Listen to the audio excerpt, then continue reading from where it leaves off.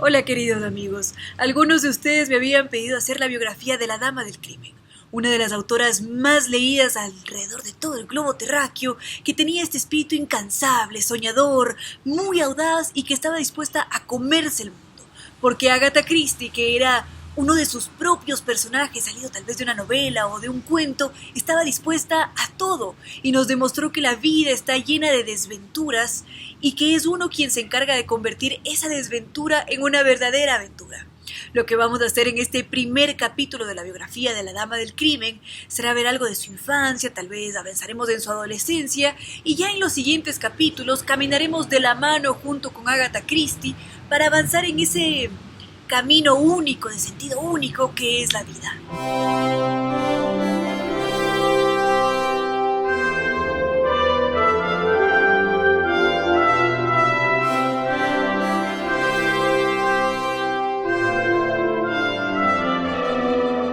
Agatha Miller había crecido en un hogar feliz, con todas las libertades, facilidades. Contaba con unos padres de mente abierta que creían en otro tipo de educación, mucho más flexible que la que se impartía durante la época victoriana. Ellos querían que sus hijos fueran más libres dentro de todas sus posibilidades. Por ese motivo, Agatha no había tenido una educación formal, sino que fue educada en casa. Ella recordaba sobre la vida y su niñez lo siguiente: una de las mejores cosas que le pueden tocar a uno en la vida es una infancia feliz. La mía lo fue. Tenía una casa y un jardín que me gustaban mucho, una juiciosa y paciente nodriza y por padres, dos personas que se amaban tiernamente y cuyo matrimonio y paternidad fueron todo un éxito.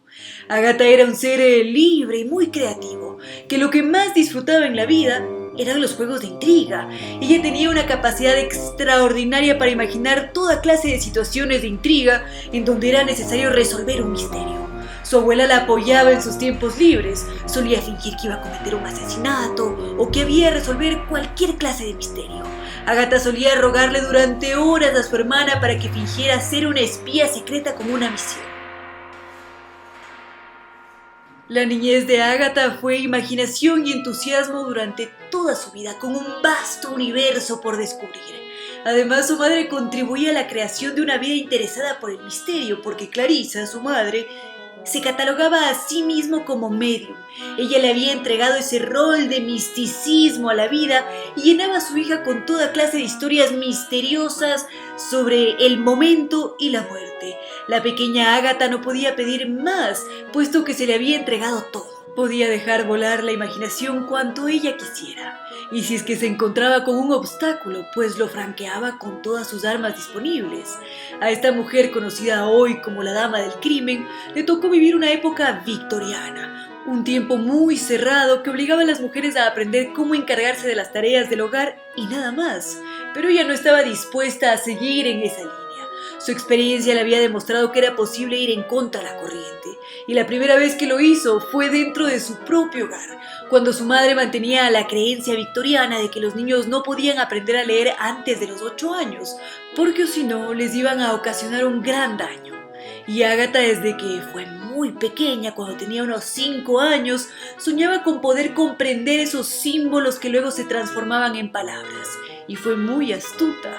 Siempre antes de ir a dormir pedía que le leyesen alguna historia, y Agatha ponía muchísima atención para poder memorizar esas palabras y luego intentaba repetir los sonidos que había escuchado. Más adelante le pedía también a su nodriza durante las caminatas diarias que realizaban por el bosque que le leyera los rótulos de las poblaciones por las que pasaban, y así poco a poco Agatha aprendió a leer de forma autónoma. Un buen día la nodriza comunicó la trágica noticia a su madre: doña Clarissa, su hija, ha aprendido a leer. Fue un golpe positivo para toda la familia, porque Agatha se había salido con la suya. Inmediatamente su padre puso a la hija a aprender a escribir. Era un requisito obligatorio si es que ya se había pasado esa primera etapa. Y aquí hay algo muy curioso e irónico a la vez. Agatha Christie detestaba escribir, pasaba luchando con la gramática, la semántica, si es que había que hacer tal vez alguna conjugación, no lo soportaba. Pero ella sabía que era muy necesario para la vida tener que escribir adecuadamente, y lo que hizo fue trazarse un objetivo para continuar con su camino. Todo parecía perfecto en la vida de Agatha Christie. Tenía unos padres que se amaban inmensamente, dos hermanos que la adoraban y que habían establecido ya el curso de su vida. Su hermano había partido a hacer el servicio militar, mientras que su hermana estaba felizmente casada. En esa mansión gigantesca en la que habitaba esta feliz familia, únicamente quedaba Ágata. Ella era la gran dueña y señora del mundo entero, hasta que todo su universo empezó a desmoronarse cuando llegaron los golpes propios de la experiencia. Su padre había fallecido de un infarto en cuestión de minutos y a muy temprana edad. El hogar se había quedado vacío, únicamente quedaba una madre ausente y deprimida que no tenía voluntad alguna por continuar con el curso de las cosas, porque el gran amor de ella le había sido arrebatado. Esto le quitó buena parte de la ilusión a esa niña soñadora que sentía en sus manos el poder del mundo, porque después de esa crisis por la que tuvo que atravesar la familia, se habían quedado reducidas a dos integrantes, Clarissa y Ágata, y todo dio un vuelco. En un principio tal vez no fue tan positivo, pero finalmente cambió para bien. La madre de Ágata se hizo consciente de cómo esta situación estaba afectando a su hija y decidió ponerse en manos a la obra para poder tener una fuente de ingresos que le permitiese darle un buen nivel de vida a su hija, con aventuras, con experiencias nuevas.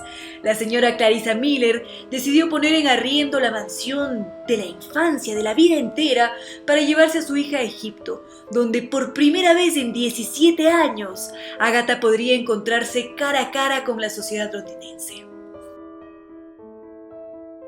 Y así fue como transcurrió la vida de la dama del crimen, rodeada siempre por naturaleza, por sus abuelos, sus primos, sus tíos, por muchas historias fantásticas que la convirtieron en la mujer que fue. Pero en esta vida todo cambia, y cuando ella estaba haciendo este viaje hacia Egipto, su perspectiva cambió para siempre.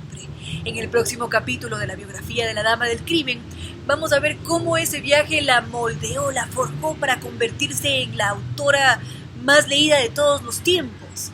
Les agradezco muchísimo por haber visto este video, espero les haya gustado, estaré leyendo sus comentarios, muchísimas gracias, si es que le pueden dar un like y compartir con sus amigos.